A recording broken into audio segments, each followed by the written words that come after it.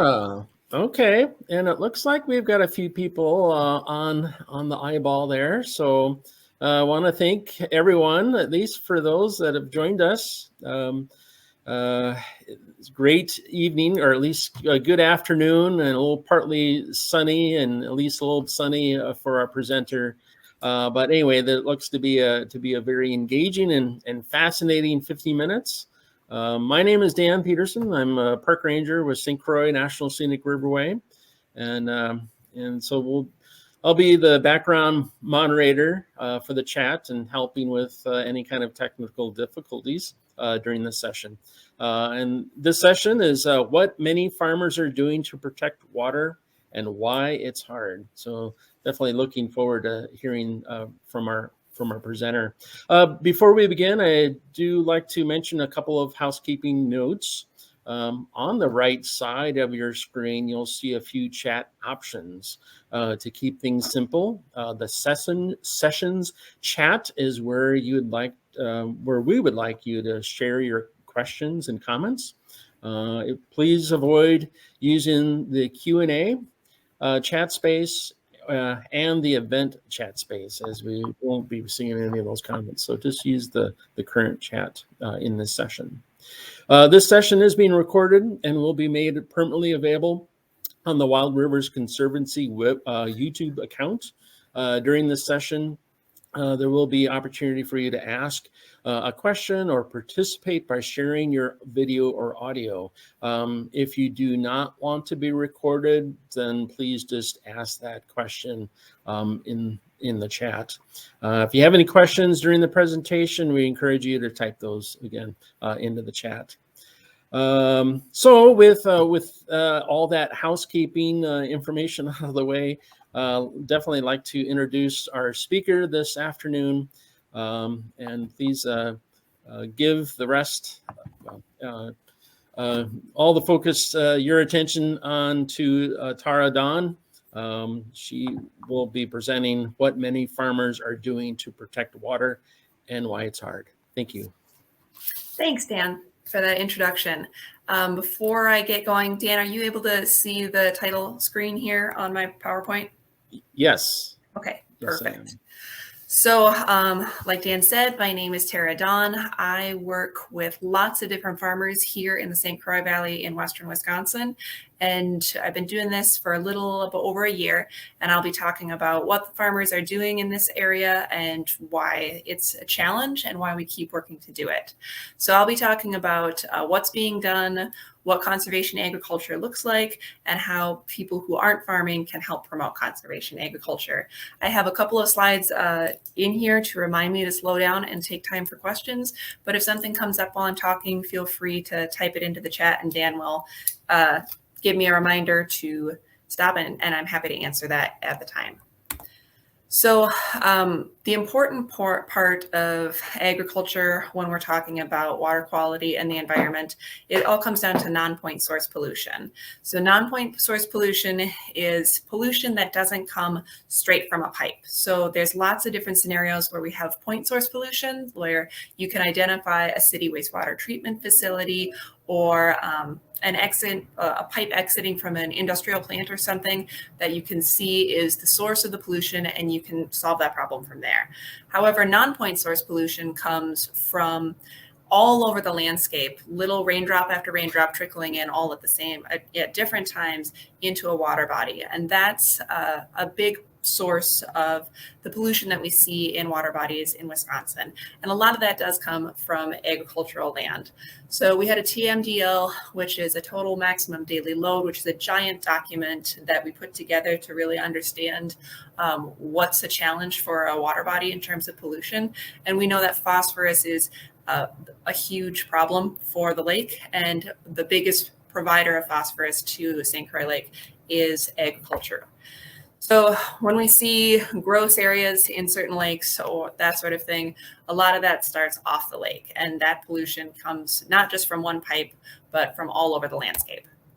Now, I'm tried to reduce the number of boring graphs that I had in here, but I did just want to show that if you can see here how much taller the agriculture column is than all of the other columns here, it's pretty big. So even though it's certainly not the most number of people, it is a huge number of the acres and a lot of pollution entering lakes and streams in our watersheds is coming from fields.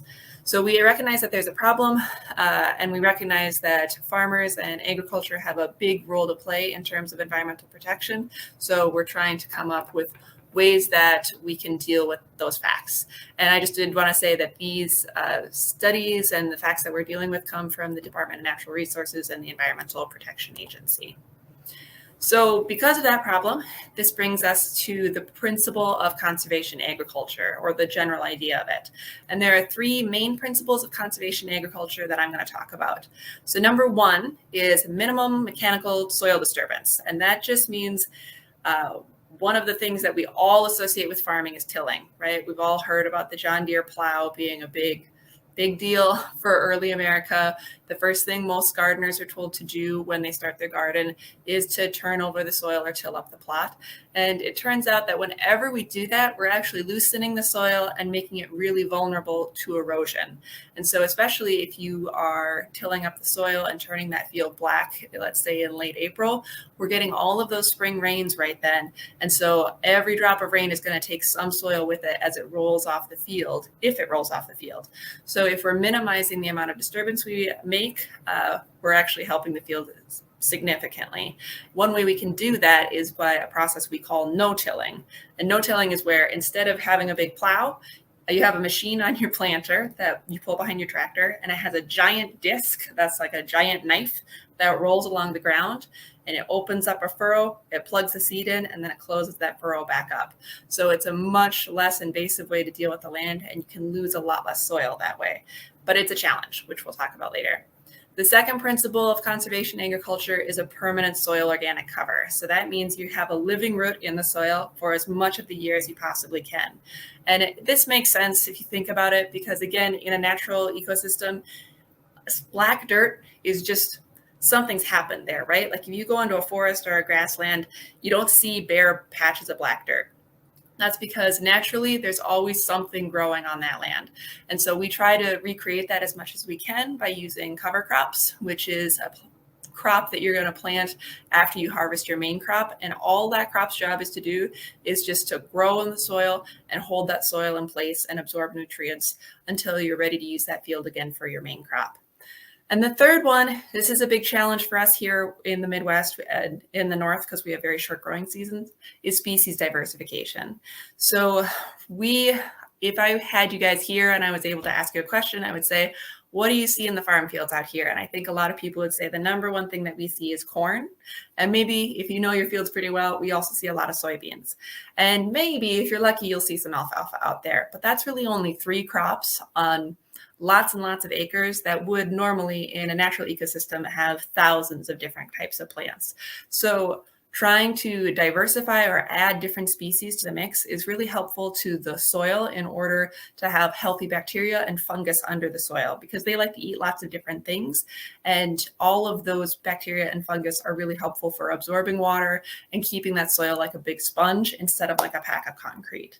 And so adding cover crops after you're growing corn, for example, or adding another species that you're going to add as a crop that you market are ways that you can diversify the species available to you when you're farming.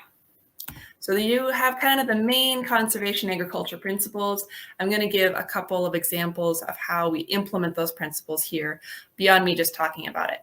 But mostly the aim of conservation agriculture is to leave the land in as natural a state as you can while still growing enough food to feed people. I added that part to that quote because that's the big thing that we all have to remember is we're all really dependent on farms and we do want to continue to eat. And so we have to be respectful of the fact that we are going to need farmland and we are going to have to learn how to manage it responsibly. So any claims that we want to make about which way we farm or what has to be done to farmers, we have to understand we still do have to get a good crop off of that land in order to support farmers, that they can keep farming in a way that's sustainable to their lifestyle and also in a way that they can continue to feed a growing population. So one of the ways we do that, I'll start here on the left and just talk about a couple of the things that we do. You can see here the green strips here are soybeans growing up. And then you can see all this brown stuff around. The big thick brown pieces that you can see here, I wish you guys could see my mouse. Hopefully you can. That's the corn stalks from last year. So if you can see corn stalks from last year, you know that that ground wasn't turned over or tilled up. So this farmer is practicing no-till. And then you can also see all these kind of straw-like things, those wispy crops, those there, that's the rye. So you can tell that this farmer also didn't till, and they planted a cover crop of rye, which is therefore protecting that soil and keeping all the bacteria and fungus alive over winter. And then they came through, they killed the rye, and now they're letting the soybeans grow up, and that's the part they're going to harvest and sell. Another thing we can do in this area is also just a general engineered help to make sure that that soil stays in place. And keeping that soil in place really is the number one thing that we can do for our lakes and rivers, because the soil causes sediment, which will carry off of the field and make the field less fertile, but it will also bring lots of pollution. So the phosphorus and the plant residue from that field will also go into the stream. And that's where you get your major problems of your eutrophication, which is where your algae blooms come from, that sort of thing. So here, what we did was we actually regraded the field, which had some major gullies forming because the water was flowing off the field so quickly and pulling so much dirt.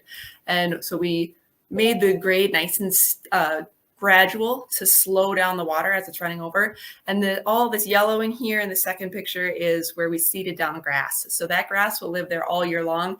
And all those roots and all of that plant matter will help absorb extra water so that you can slow down the water, reduce flooding, and reduce the amount that's being pulled off of the field.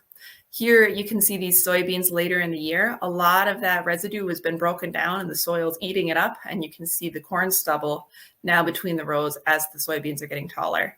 And I did also include, because I really want to highlight the importance of this, this picture on the right is a farm tour that we did last year, and it's all local foods. The only thing in this picture, which was a fantastic meal, was the cocoa for chocolate. That was not from Wisconsin. Every other piece of this meal came from Wisconsin itself and from local farmers, which is a huge thing for us to remember, that we are still trying to feed people and we're still trying to do that sustainably as much as we can, but we do have to have all these farming practices behind that to support that. So like I touched on, the main benefit of conservation agriculture is that you are controlling the amount of soil that's leaving the field as much as you can, because we're always going to have a little bit of erosion. And especially now as our rains get more erratic and bigger rain events happening more often, we're getting more and more soil leaving the fields. And if you think about it, 1 inch of rain is 26,000 gallons of water per acre. So even just a relatively light rain now can really put a lot onto a field. And as that water starts to conglomerate and pool up, if that field can't absorb it very quickly, a lot of that's going to end up in the waterway, and it's going to carry a lot of sediment with it. So that's where, if we can control the soil and make it more like a sponge, like I said, and less like a pack of cement, we can protect the rivers and lakes quality. This is also a very exciting time for farming right now, because there's more and more talk about the soil actually being able to sequester carbon. So not only can farming help with water quality issues, it can actually help with climate change issues, because as most people know, plants absorb carbon dioxide and breathe out oxygen. But more than that, soil is also a huge portion of where that carbon dioxide ends up.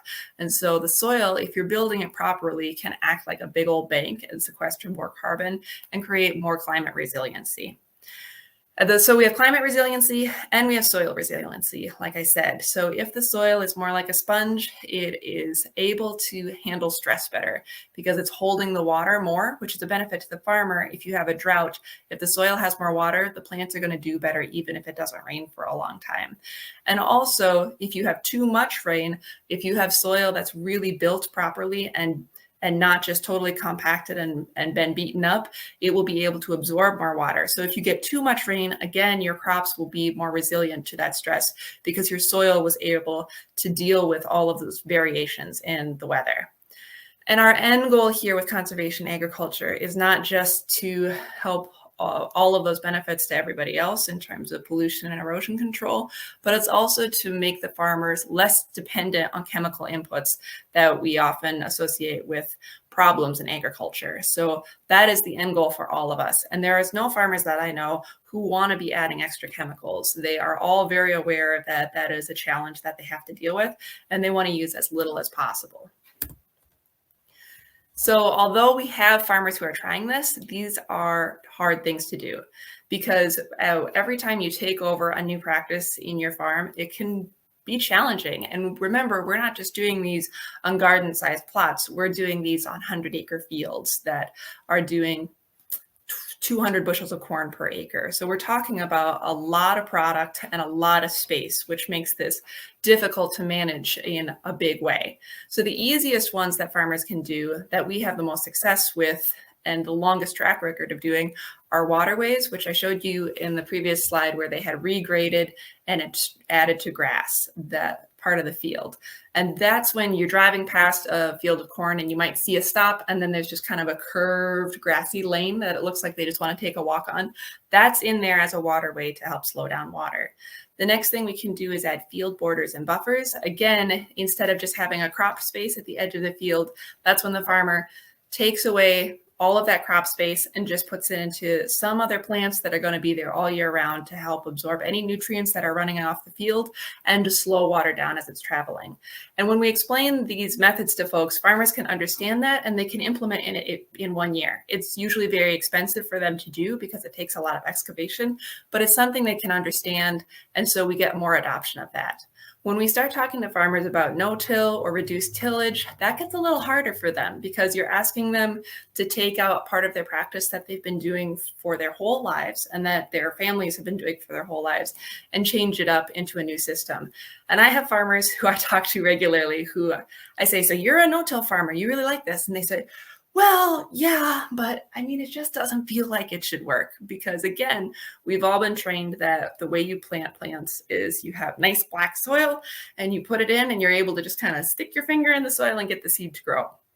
And when you're doing no-till, it takes some extra management because, like I said, you have this huge stubbly space, you cut it into it with a knife, you put the soil in and you cover it right back up. So it's hard to imagine your seeds growing. They do, but it takes a little extra management by the farmer, and they have to really learn some of the challenges and learn how to get over those by talking to other farmers who have been doing it for years. Adding the cover crops too is adding time right after harvest, which is a very busy season for farmers. And we have a really short growing season. So many farmers, when they're harvesting corn, for example, it's already November, which is nothing is going to grow. So even if they were to put cover crop seed down, it's hard to make time to grow. And then in the spring, we have a really short spring before they have to get in to start planting. So farmers are doing all sorts of things to work around this and learn, but it's taking a lot. And then diversification is another challenge. And when I say diversification, I'm talking about adding in new crops to plant. So with cover crops, it's a challenge to find what good plants there could be used as cover crops because not a lot of stuff here will survive over winter. And then the other big challenge, and we can talk about this more, is that there is a difficulty of marketing things. So although you guys and I eat all sorts of different food, we don't grow all of that food here on a lot of acres, right? There's farmers here and there who are doing 2 to 3 acres at a time of vegetable gardens, but it's hard for farmers who are working 100 acres and need to have that be all of the income for their family. It's hard for them to find a place to sell that will actually grow well here, which is why farmers grow corn and soybeans, because that's what's here to sell. So if a farmer wants to try something new, they have to know where they're going to sell it before they start growing it in the spring. And that's a big challenge for them. So the market is a challenge. And livestock integration, another big challenge. I'm a horse person and my parents have beef cattle. And I can tell you livestock take work every day. And so for a lot of farmers who already have their full-time job managing their fields, understanding how to integrate animals that will yell at you and break your fences and have to be watered all winter long is a real challenge. And so we have farmers trying to do that, but those farmers are very invested in how their farm can help the planet. And they have taken major sacrifices in order to make that work for them. So here we have a couple of pictures of a couple of things I talked about. So in the picture on the left, you can see mixed covers growing here in New Richmond, Wisconsin, which I think we have some New Richmond School District folks here.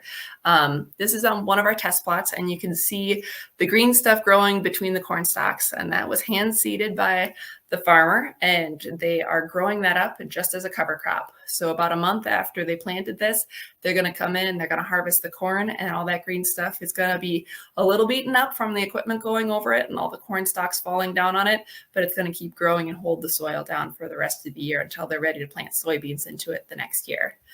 And then on the picture on the right here, you can see another farmer. This is a family in Glenwood City. They are harvesting a rye crop here. So like I said, it's hard to come up with other crops. These guys are growing rye, but it's not for them to sell. This is actually them growing seed for their cover crop.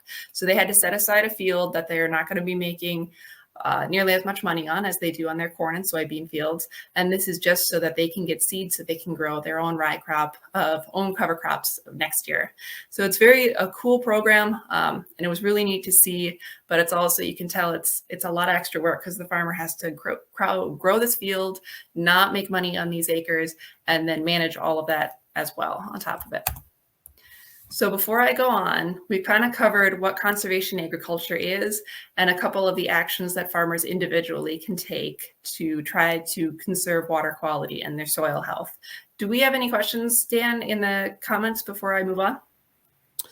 No, we don't. We don't have any comments in there. Okay. So far, it's been actually quite educational on my end, especially of, you were talking about buffers and green strips, and those are really, some features in ag fields that I had kind of wondered, and it's great hearing you give that kind of background, and especially that most recent one of growing the rye crop. I've often wondered driving down and seeing an ag field, I'm like, why are they growing that kind of stuff? But now it makes sense. So thank you. That's great. No problem. And we do have wheat farmers in the area too. So you might see a field that looks like that. And we do have some folks growing wheat, which is a good time to grow right now. We do have one question that just popped in from Jody, wondering how many people use the no-till method.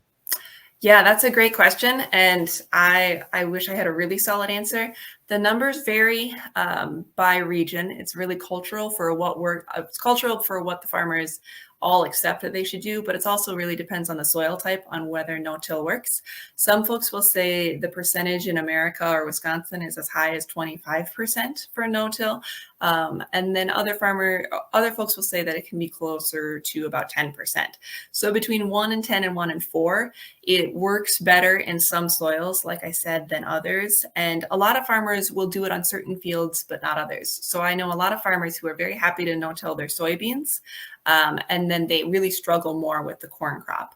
So it really depends on what works for the farmer, but it's certainly significant, but it's not the majority of farms, but we're hoping to get there. Good, thank you. Yeah, no problem.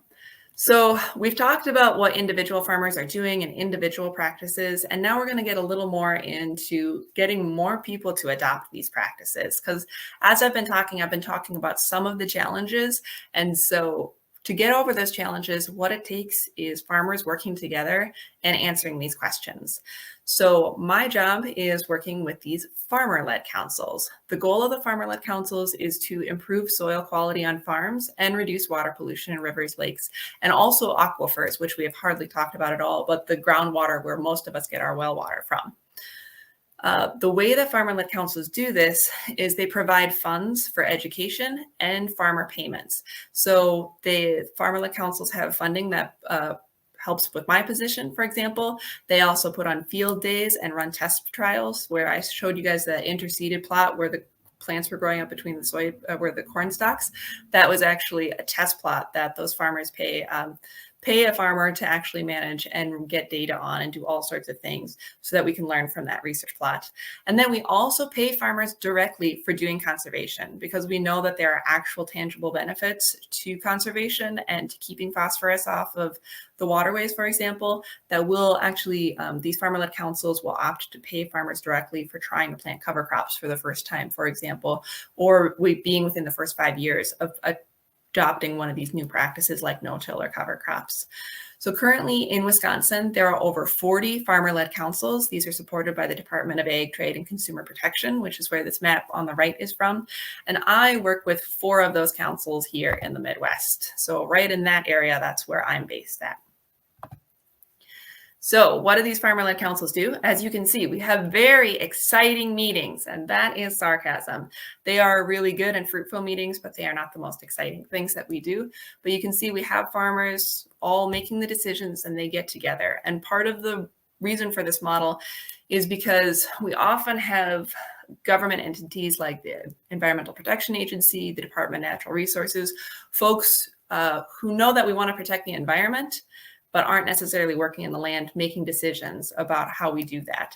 And so the farmer-led councils are pretty cool because we have actually the people who are working on the land and have a real investment in protecting the land, but also making the land profitable and making the land feed people at the same time, really asking questions and making decisions. And that's a really cool part of our councils. More and actually exciting for me, at least, and if you're kind of a farm geek and environmental geek like I am, we have field events. So throughout the summer, especially, we have folks get together and we look at equipment and see how other farmers are setting up their equipment, how they're dealing with some challenges in the field and making the process work for them, and really just talking about what they can expect if they're going to adopt some new practices. So this picture here is from a field day that we did last year. This was right after they harvested wheat on this field, which is why it's all beautiful and golden. And you can even see the straw bales on the back that was left over after the wheat harvest. And then we no-tilled on a cover crop using several different types of no-till systems so that the farmers could see which one worked and how they might like to use their equipment with that. And then we have farmers just trying new things, but asking questions as they go. So this is a farmer in River Falls. What's in his hand there is a shovel and a big old tillage radish. And this is that same field that I just showed you in the last picture about 5 to 6 months later. And you can see the tillage radish has gotten about 1.5 feet long there in his hand. So that radish's job is just to really grow into the soil, aerate it, and provide nutrients to it. And then over the winter, we have big old education events where we bring in some of the big soil health speakers. This is an event that we had with Ray Archuleta, who, if you're interested more in soil health, Ray Archuleta is one of the big names. And we had about 120 farmers come to learn about what Ray had to say. These beakers in the front that you can see in the front of the photo, these were samples of Ray taking soil samples and showing how healthy soil behaves differently in water than compacted soil that has only been treated to grow corn and soybeans and been compacted and only had synthetic chemicals added to it. And we also take on fun challenges. So this summer we'll be doing our Soiled Your Undies competition. This here is Alicia Miller, who maybe some of you have seen before today because she's been involved in the event.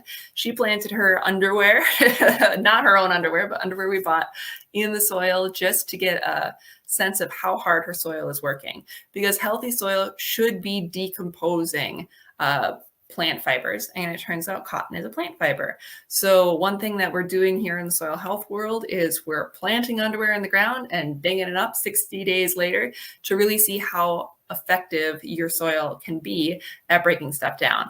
And here on this line, you can see the cards here tell what was going on in that soil that the underwear was planted in. And almost invariably, you see where the underwear has been broken down a lot, that soil has been treated with a diversity of crops that give the bacteria that do the eating of the cotton a lot more to eat and a lot more to do. And they've also not been tilled as much, which makes for a healthier soil environment. So, intro to the Watershed Coordinator. I'm the Watershed Coordinator for 4 of my groups. I'm employed by the Wisconsin Farmers Union through grant money that the watershed groups and the Farmers Union received. I just help the farmers implement the research, help them do the logistics of educational events, and I meet new farmers to understand what their challenges are and what's going on with the other 75% of farmers who are still feeling like they need to till and who are still finding major challenges with cover crops to help us kind of move the needle in terms of adoption. And we also just do the outreach events like this one and other ones towards farmers and non-farmers to help more people understand what soil health is and how our agricultural fields interact with the environmental landscape. I included a picture here of the Farmers Union logo, but also of our Farmers Union, one of our big events where we develop policy. This kind of a cool thing about the Farmers Union is that they're a nonprofit organization, and it's just for farmers to decide how they feel farmers should be representing themselves. And they took on the role of Watershed Coordinator and put their hat in the ring for this because they find the environment to be very important to their cause, and they're always trying to make sure that farmers are doing good stewardship of the landscape. And with all of these efforts that I've talked about, the real question is, does it make a difference? So I'm pulling out data from just one of our very small councils. This is the Horse Creek Watershed Council. They're just east of New Richmond, up by the Star Prairie area. They have 5 farmers who are really, really active on the council, who really care about it, really 4 really motivated, active farmers. And they would have 2 folks from Polk County staff who help them out also. They have taken the funds that they've received through these producer-led water quality programs. And since 2018, over $109,000 has gone directly to farmer payments. We've spent other money on other things, but $109,000 has been checks to farmers to help them adopt conservation measures. And just of those measures that we helped farmers adopt, not all of the other ones that the farmers did after learning from those acres, we prevented 8,000 pounds of nitrogen directly from entering the waterway, 2,800 pounds of phosphorus, and 308,000 pounds of sediment. So that's dirt heading off the fields that is now staying on the field from going to local surface waters, eventually, which would be Lake St. Croix. And yesterday, I just did the math on this. That's 140 dump trucks of soil saved in 4 years, which if you think about dredging a lake and actually pulling soil up, 140 dump trucks is quite a few. So we're really pleased with that example, but it's just one of the 40 different farmer-led groups, and even not one of the most active ones. So we're delighted, and we do feel like these efforts do make a difference because this is just what we've affected directly. And we have so much more going on in terms of education and helping farmers see that, adopt it, and not even get a check for it because they are realizing that it's working for them and it's the best thing for their farm. So before I move on from there, are there any questions? Yeah, we've got a couple. Jody from before asking about till method. Her question is the no-till method beneficial for decreasing climate changes? Yeah, I touched on that a little bit, but I can explain on that a little bit more. So when you till up soil, you're actually releasing the carbon bank of that soil. So yes, if you're not tilling it, what you're doing is you're keeping all of that carbon that the soil has been working on and keeping it banked up and locked in the soil. When we talk about we could talk about this at length, but I'll try to keep it short. But yes, not tilling is an important part of trying to save carbon. And if you look at maps of when North America is releasing the most carbon, it's actually happening during our tilling season. And if you look later at maps of when North America is not producing carbon, we're talking, maps from space of thermal highlights, you can see that during the growing season after tillage, when all the plants are growing, they're taking a big breath in and they're absorbing that carbon. So the tillage portion is actually a huge part of the carbon release of agriculture. Nice. Okay, cool. We've got another question from Richard. He says, are controlling pests a problem? I've heard of farmers trying to reduce their use of pesticides since it's damaging to the environment. Mm-hmm. So how do they balance controlling pests and protecting the environment? Oh, that's such a good question. You guys are getting into some of the trade-offs that I'm going to talk about in my next section. But yeah, ideally, and this is one of the beauties of adding diversification to a field, you are actually building resilience into the system so that you're not creating a monoculture that's prone to getting one pest. So if you're talking about certain beetles or funguses that are common to our main crops, adding that diversification and extra soil health measures are helpful. But it does take a while to build in that resilience. So this is the same as saying, yes, we should eat healthy and get plenty of sleep and all of those things. That's going to build you a really healthy body. But at the same time, we have practical challenges on our body that sometimes we push them too hard or eat junk food because it's really attractive. And sometimes we have to take medicine. And so we all know that you can't take too much medicine because it's not good for you, but it's hard to find that balance. And farmers are constantly trying to do that. Nobody wants to use too much pesticides, but if they're losing, let's say 25% of their crop to a fungus that's come in, they are going to be really attracted to use a fungicide. Does that mean that they should spend the next 5 years trying to rebuild their soil health and make it more resilient so that the crop doesn't have that damage of fungus? Yes, but it's a hard thing to do, to solve a problem for 5 years when what you need to do is solve it in the next 2 months. Does that make sense, Dan? Yes. Yeah. Okay. It's very good. Thank you. Thank you. We do have one other question that just popped in from Kathy. It's a student question asking, does the no-till method make crops grow faster or bigger? Ooh, that's a great question too. So actually, I can't remember, I kept it in my slide, but it actually makes them grow a little slower, because when you don't till up the soil, that soil is going to be a little colder. Ideally, if you have cover crops in, those roots and all that bacterial activity is going to warm it up some. But for many farmers working this far north, the soil is very cold, which one of the reasons they till up is to turn it black, and then it will absorb more sun radiation.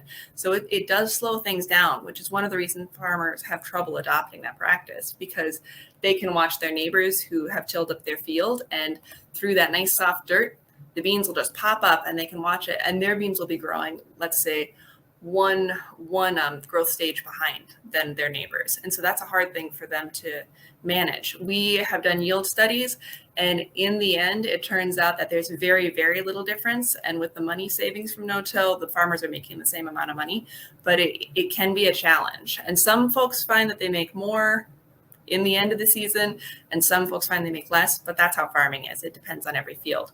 But it's a great question, and the answer is no, it's not always faster or bigger. So you got right into my, I've talked about how great this is and how good it is for the environment. So why aren't farmers just doing it? It should be easy, and it's clearly the right thing. So I'm going to go through a couple of the common excuses I hear when I talk to farmers who are not crazy about the ideas that I'm talking about. First one, they'll say, it doesn't work here. It doesn't work on my farm. I'm too far north. My soils are too wet. I've got too much this, too much that. I have to do this. And so they'll say, does it work here, or it doesn't work here? And maybe they tried it 20 years ago and they had a bad year, which happens to everybody sometimes. They also, some of them, like I said, just have anecdotes from their neighbors who have tried it in the past. And as many of us know, if you have one bad experience, you're going to tell 5 people about it. And if you have a good experience, you're going to tell 1 person about it. So that's a problem for us who are trying to promote these practices, because we have plenty of farmers who are having lots of success with some of them, but we also have some who haven't had as much success. And they're a lot more likely to tell other people that I went out and I tried to do this new thing that some government employee said to try, or some tractor salesman just said to try, and it didn't work. And now you shouldn't try it. And we deal with that. A lot of this also comes from limited know-how. I have farmers say, oh, where do you get cover crop seed from? And they don't know. This is most farmers that I know, they have degrees from college, but a lot of their practical know-how is that they got from their dad and grandfather. So trying something new means that they have to go out and get a lot more knowledge from sources that they've never talked to before, because their first person that they talked to when they're making a new decision on their farm was the previous generation. And so there's a limited amount of know-how there. And then other ones will say, my equipment won't do that. I would love to be able to no-till, but my planter isn't set up for that. And a new planter would cost me $50,000. So that is a huge roadblock for farmers, is of some of these practices that we're talking about do take an investment of tweaking the equipment by making additions to it, or just buying new equipment for some cases. I say that, but there's also farmers who have been doing this since for the 80s with very, very old equipment, and they're able to make it work. But again, it just comes down to what the farmer is willing to sacrifice, how hard they're willing to work, and also how their fields lay out and what kind of soil they're on. Beyond those common excuses, there are some underlying issues. So limited proof of local success. Again, we are very far north. Our soils are colder. There's a very short growing season, so it's hard to make time for cover crops, and that can be a challenge. And also, these just take an investment, and it's really hard to show a farmer how soil health turns into dollars and cents. And change is scary. anytime someone asks you to do something because it's the right thing to do, or in 5 or 10 years, it will change the way that you look at life or how your farm looks, that's a big ask. And so there are a lot of other factors pushing back against that. And I touched on this before, but you can't stress this enough. There are marketing constraints in the sense that we have farmers who are trying to grow new crops, but at the end of the year, when they get that harvest, they need to be able to put it in a truck and bring it somewhere to sell. And so if you don't have a mill that's able to process wheat, or a mill that can do strange or even store strange grains like barley or sweet potatoes or potatoes, if you don't have anywhere to bring those, it doesn't really matter how many you made or how healthy your soil is, because you won't be farming next year to protect your soil anymore. And there's also debt constraints. Like I said, equipment is very expensive. Land is getting much, much more expensive. And farmers have to take out loans in order to be able to buy the supplies for their farm, like seed and any other inputs that they might need to do or invest in their farm. And they can't tell their banker that I'm going to do this and it's going to pay back itself in 5 or 10 years, like no-till and cover crops can. They have to be able to make that payment right away that year. And like I said, with the medicine example, that salesman is going to be able to come and say, I can fix this year and you will definitely get your money back. And that is a much easier sell, because that can help them make their payments. We also have some bottlenecks of equipment, getting the right equipment, especially right now. We have some major sticking points in ability to get new equipment that's able to do some of these things. One thing that we're trying to do on organic is to be able to crimp the cover crops down to terminate them or make them not alive, so that we can get new crops in the ground. And a lot of people do that with chemicals. People want to be able to do it with just a piece of equipment, but it will take about 6 months between ordering it and getting it to arrive. And then once you get it, that portion of the season is gone, so you have to wait for the next year. So that can be hard too. Now, all of those challenges you can see I said on the right, I can work with those. We can talk about that. We can solve problems around it. We can network the farmers to get them the education they need or problem solve. The one thing that is a nail in the coffin of this effort is the farmer exhaustion and antipathy. So when I say exhaustion, I mean the farmers are tired and they're making too many other decisions and they don't want to make any more. So ask them to change and learn something new, that's tiring, and I get that. But the other one is antipathy, and that means they actively don't like this idea of protecting the environment. And that's the one that we definitely don't want to make worse. So on that topic, I just want to talk about the ability of one bad interaction. I have had several farmers tell me about conversations they had 20 years ago with someone who made them feel like a bad farmer, or that the public who doesn't farm thinks farmers are evil. And those farmers are still talking to me about that conversation, or those multiple conversations, 20 years later. And their takeaway was not that farmers are bad because someone told them farmers are bad. Their takeaway was, nobody understands me, and I'm trying to do this and it's really, really hard. And all I'm getting is somebody telling me I'm bad. And that's a really hard thing to deal with. And the farmer's reaction to that is just to kind of turn it off and shut it off and only listen to what other farmers are going to say to them.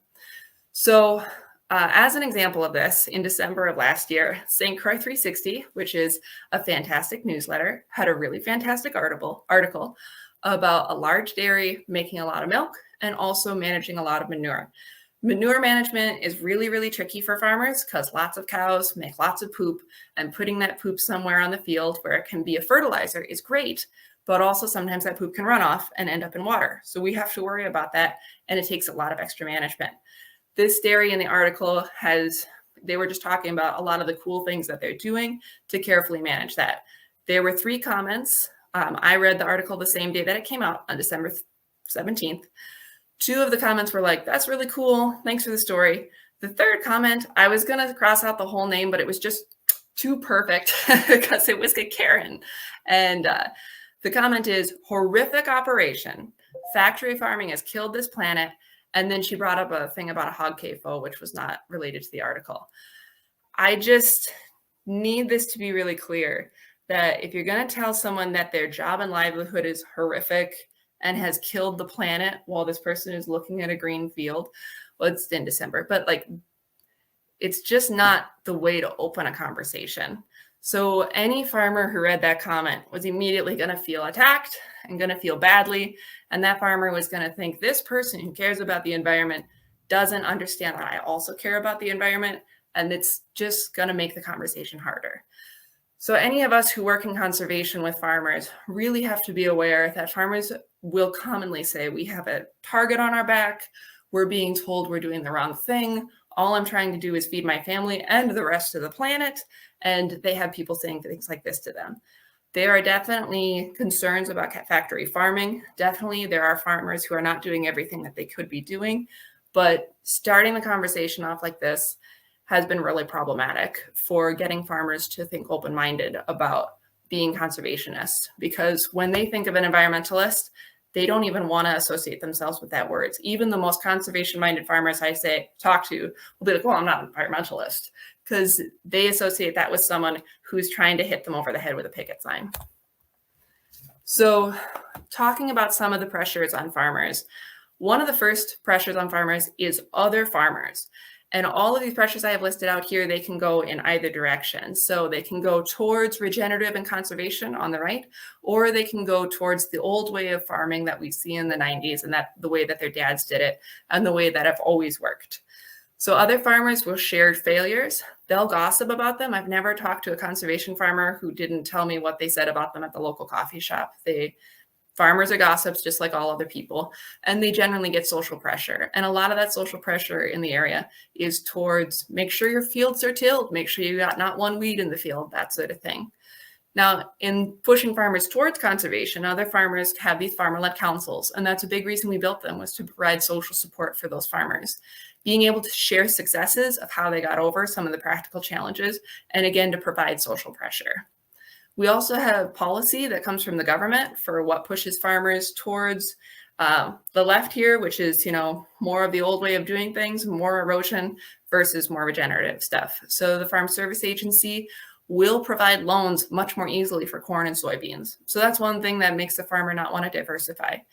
There's an inefficiency with a lot of government programs, which has led to some distrust with farmers. Like I said, we have a lot of people making policy that don't necessarily know how to farm, and that can create some inefficiencies and some rules that don't really make a whole lot of sense for farmers. And then there's that lack of technical knowledge that can also breed distrust. In the same sense, from the government, we also have cost share programs like the ones with the farmer-led councils. That's the Department of Agriculture from Wisconsin. We have the Natural Resource Conservation Service from the federal government. We have tons of technical expertise of professionals whose whole job it is to really start understanding how these processes work and to help farmers in the field to do them. And to all of the research that we have, almost all of it is coming from colleges funded by the government and their research programs. So again, we have pressures both ways here. Businesses the same way. Farmers are making great money sometimes. We have lots of businesses that are dependent on farmers continuing to spend money on tilling and adding chemicals. And at the same time, farmers can get help for their business by getting grants and getting new research and innovation from businesses. Now, getting to the bottom here, I want to just talk about citizens. The other ones you guys can kind of understand, but let's talk about citizens and their pressure on farmers. So this can go both ways. The common average person is interested in paying as little for food as they possibly can. And that's asking the farmer to grow as much as possible, grow as quick as possible, and whatever it takes, just get it done this year so that next week I have the stuff I need.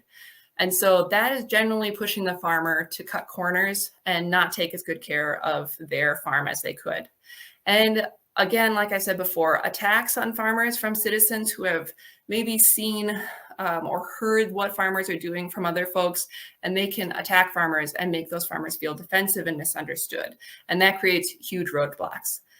The other direction, citizens do provide oversight and accountability. I will never say, just let farmers make all the decisions. We have some fantastic citizens who check for manure spills, who watch their stream. And if there is a concern with manure or fish kills or some toxin entering the stream, they will call the Department of Natural Resources or their county and let them know about that. And that's really important. And the other thing is there is a huge demand for the organic industry, which would not have occurred without everyday people who have no interest in farming aside from eating, being willing to pay more for organic vegetables.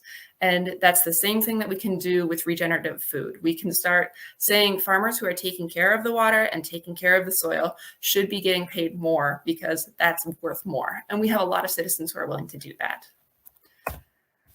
So this brings me to 3 ways that non-farmers can help regenerative agriculture or conservation agriculture occur. Number 1 is just make conscious food purchases. So I would say the number 1 thing that you could do tomorrow, if you wanted to, was start buying local meat from a grazier. A grazier is a farmer who grazes their land instead of sending their cattle off to a giant factory to be slaughtered. They are doing rotational grazing, really taking good care of their soil, and hardly any runoff comes off from that. And then there's some of the best farmers I know who really are very conscientious. So if you can find a local grazier, you can do that. You can purchase a CSA membership. That's a community supportive agriculture, and they'll send you a box of vegetables that's been locally grown every week throughout the summer. You can eat at local food restaurants. There's one up in Osceola called the Watershed Cafe. There's several throughout the Twin Cities and more growing all the time. Local food restaurants are huge because instead of one little purchase, restaurants make huge purchases and can help farmers do regenerative, diverse work on bigger acres. And you can also just eat diverse grains and foods. So instead of just buying corn chips, you can buy 7-grain chips. 7-grain chips need 7 different grains, it turns out. And so that's that diversity that we need. And creating that market for those different grains means that we can create space for those acres and create a more diverse system. Number 2, aside from making conscious food purchases, is support politicians that support conservation.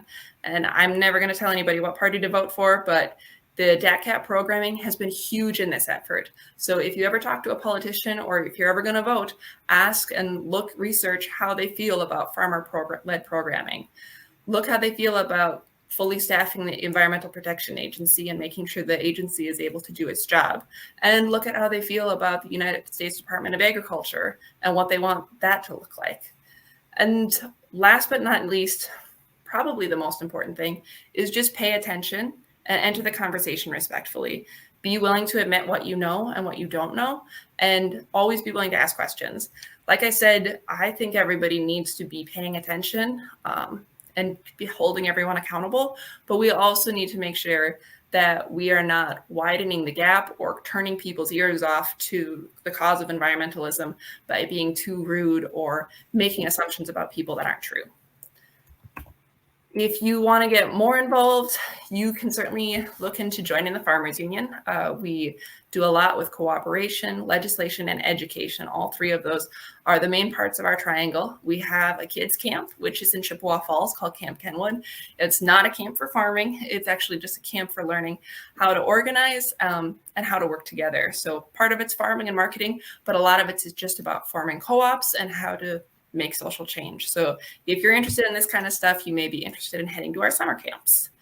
And that is it. Surprisingly, I can stop talking. Are there any other questions? There's no questions. We did go over a little bit. It's 1:23 right now. It's okay, but excellent. Thank you so much for the topic, Tara. Wonderful program. I picked up a lot of things. I certainly enjoyed the Soiled Undies project, so that's great. So yeah, there's no other questions. So thank you all for attending this program. Appreciate it. And hopefully all of you can attend the other session that's coming up. So enjoy your day. Thank you, everyone. Thank you, Dan. Yep. Yeah, thank you.